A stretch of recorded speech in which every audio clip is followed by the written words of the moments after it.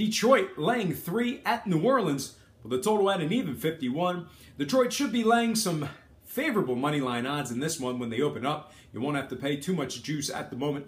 But currently 67% of the betting public does have action on the Lions. So look for those lines to move in favor of Saints bettors. I do think we'll probably end up with a closing number of around 5 to 6 points. I think if you're a Saints bettor, there's no real sense of urgency to lock it up early. I think that number is only going to move into your favor. It may be all for naught, however, if you're betting sides and leaning towards New Orleans. They've covered just 2 of 4 overall in the year so far. The Saints are also 0-1 against the number at home and failed to cover 2 of their previous 3 before last week's action against Miami. They're going up against a Lions team who's been real good against the number away from home. This Detroit ball club is a perfect 2-0 against the spread on the road this year.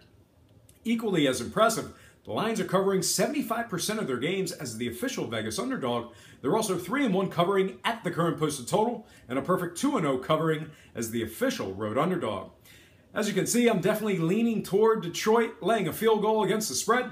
Now, scoring-wise, 2 out of Detroit's previous 3 games actually went under the posted total before last week's action. Meanwhile, on the other side, the seemingly stingy New Orleans defense has given up just 13 points in their last 2 games. With all that in mind, the case for under bettors in this one can actually be made, and I'm going to fully agree with them. All told, I like Detroit and the under 51 in this matchup. All right, folks, that is going to do it for me for the early games part 1. I do have some more early game picks coming out, and probably tomorrow or a few days.